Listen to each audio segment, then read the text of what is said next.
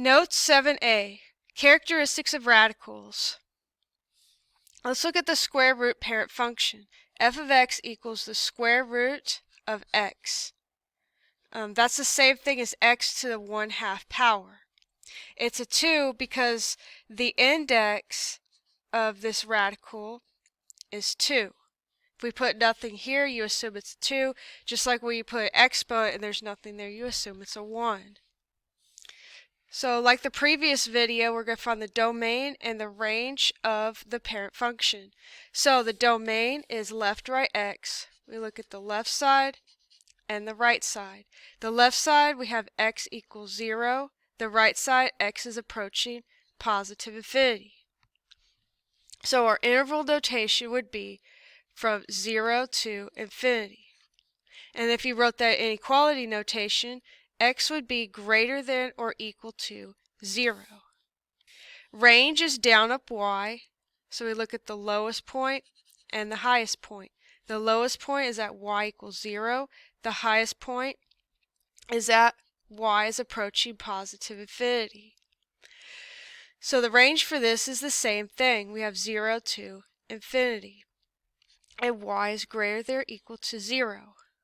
So in general, this starting point right here is h comma k, where the domain will be, if it's facing to the right, like one of these, would be from bracket h comma infinity.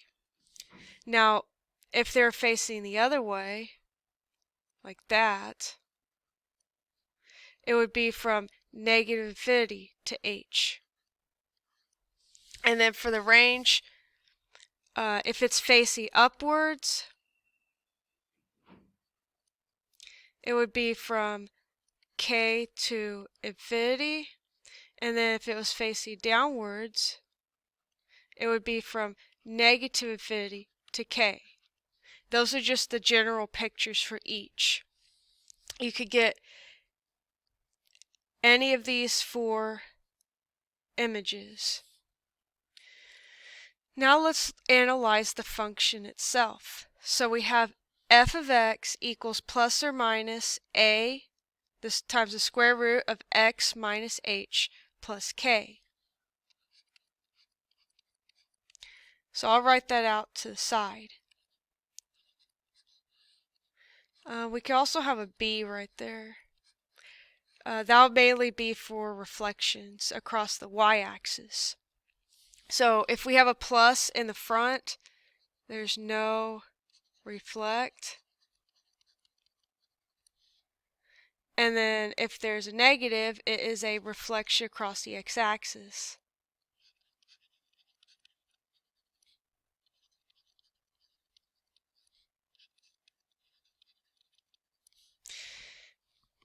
And then for a, if a, the absolute value of a, if that is greater than 1, it's a vertical stretch.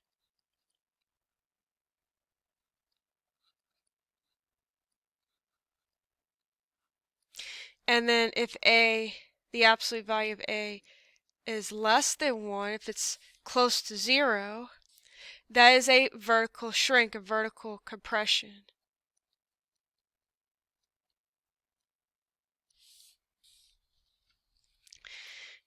If you have a b right here and it's positive, there's no reflection. And then if you have a negative b, that would be a reflect across the y-axis.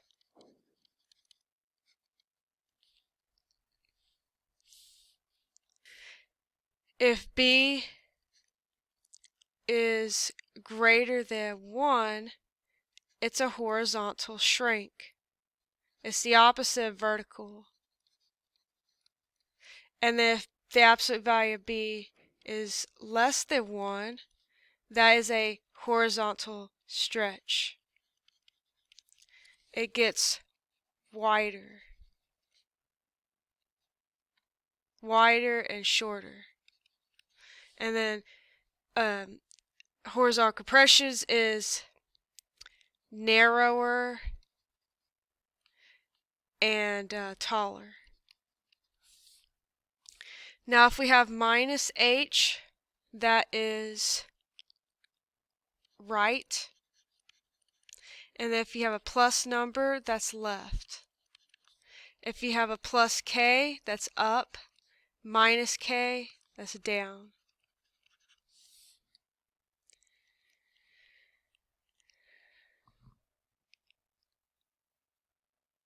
Example 1. For each of the following radical functions, describe the transformation, sketch the parent function, sketch the transformation, and state the domain and range. So let's look at the first one. Y equals the square root of x plus 2 minus 5.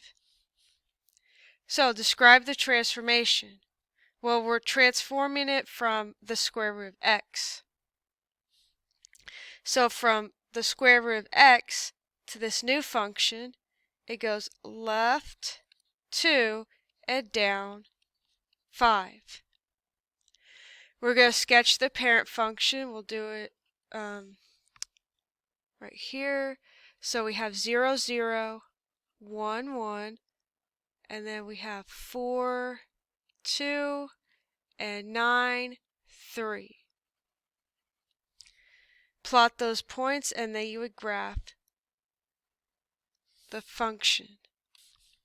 Now the new transformation graph, from this center point, this beginning point, the h comma k, we're going to go left 2, 1, 2, and then down 5. 1, 2, 3, 4, 5. And then everything else stays the same, so we go up and right 1.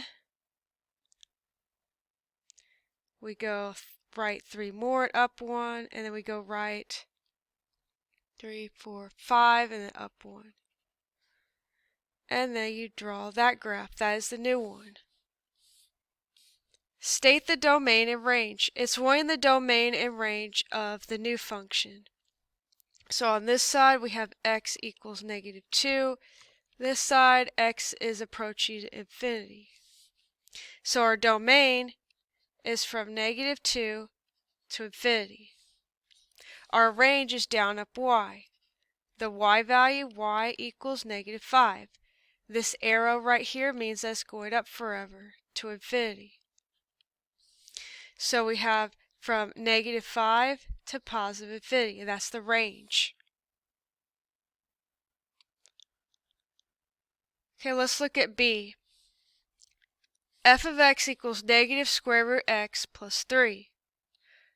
We're transforming it from the parent function square root x. So from here to here, it reflected across the x-axis, and it went up 3.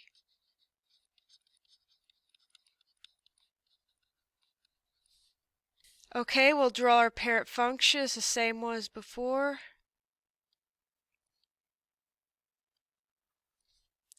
Connect the points, make your graph, and then we're going to graph the transformation.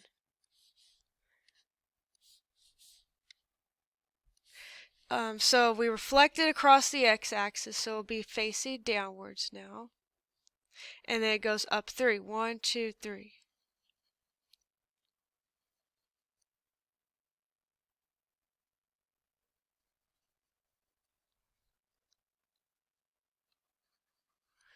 So here is your new graph. So the domain is left, right, x. The left side is x equals 0. The right side, you have an arrow that goes forever to infinity. So the domain would be from 0 to infinity. For the range is down up y. The lowest one is this arrow that's going down forever. That's y is approaching negative infinity. And then the top one is y equals 3. So our range is from negative infinity to 3.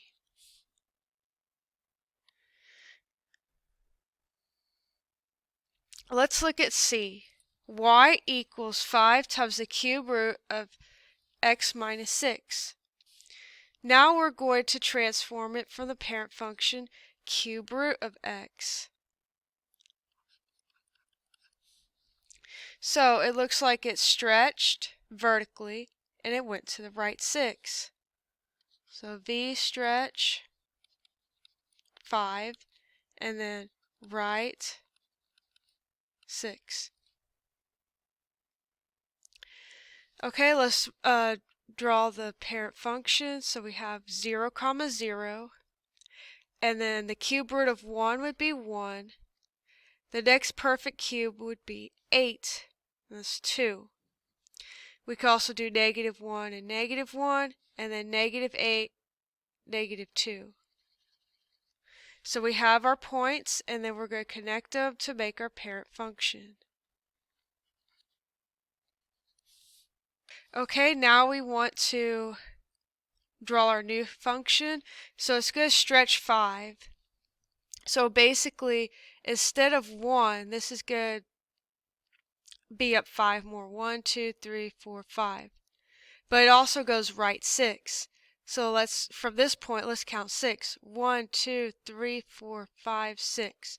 So this is your new point from right here. Your new point for 0, 0 is just 6, 0. And then this point right here, we're going to go down. We're going to go down 5 and then right 6. 1, 2, 3, 4, 5. 1, 2, 3, 4, 5, 6.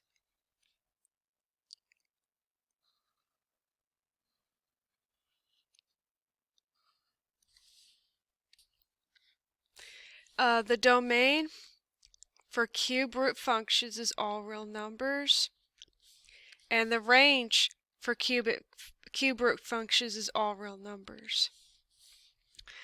Notice the lowest number and the highest number is going down and up, and then for the domain, it's going left forever and right forever. Let's look at D.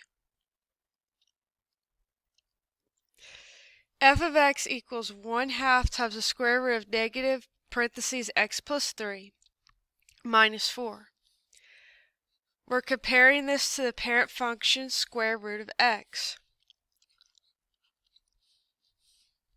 So we draw our parent function first.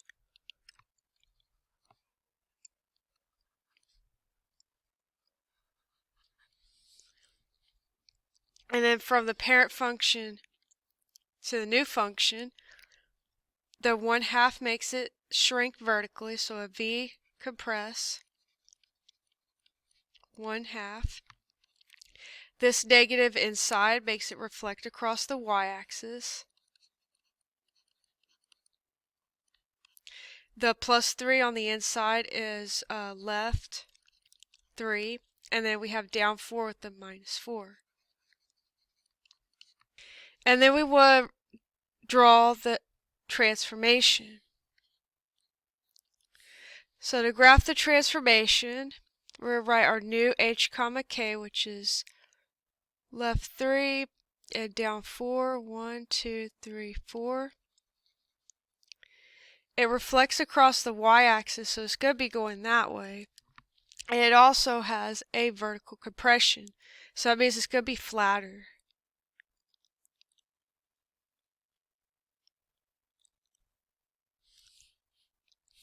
So when it was 1, instead of 1, it's now going to be 1/2. When it is 4, it's actually just going to be 1 instead of 2. Look how like that. The domain is left, right, x, the left side and the right side. The left side looks like it's going left forever to infinity, negative infinity, and then the right side is x equals -3.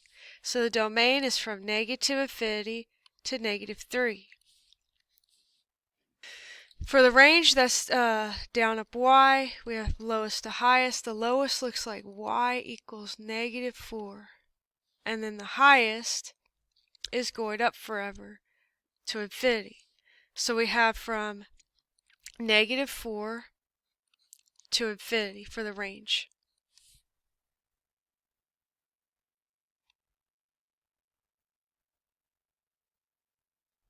Example 2. Write the equation of each radical function graph below. The first thing you want to do is find your h, k. That number is 0, -3. You will use the function formula from before.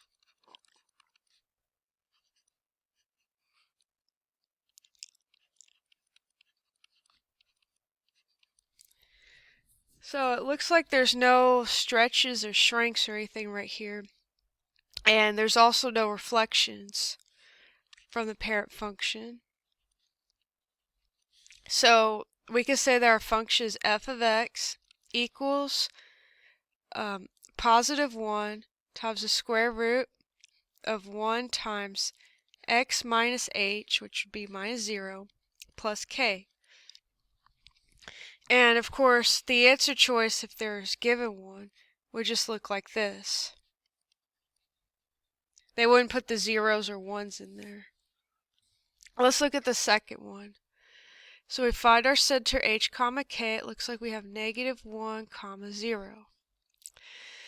So then we have f of x equals, notice it does reflect across the x-axis, so a is going to be negative.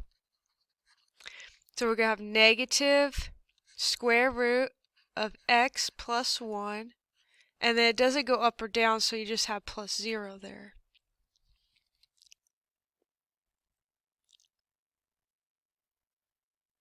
C.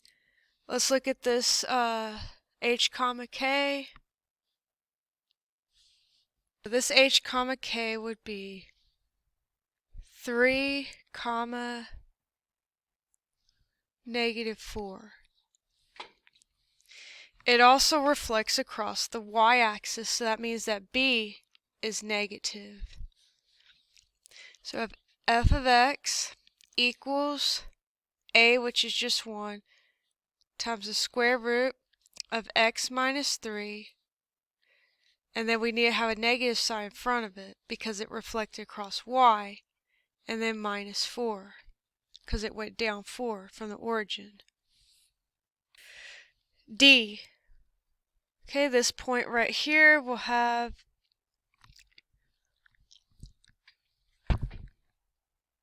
-3, 2. It looks like it reflected across the x-axis and the y-axis. So we have a -a and a -b. So we have f of x equals negative square root of x plus 3. And since it had reflection across the y-axis, we'll also put a negative in front of that. And then plus 2.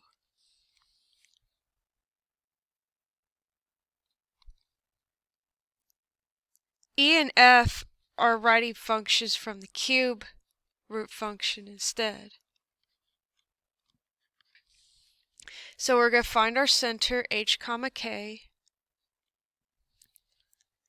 And that is 0, 3 for this one. There doesn't appear to be a reflection here, so a is positive. For cube root functions, we'll only be asked to do the a value, not b. So we have f of x equals the cube root of x and then plus 3. And then f, we'll find this h, k. It looks like we have 0, -2.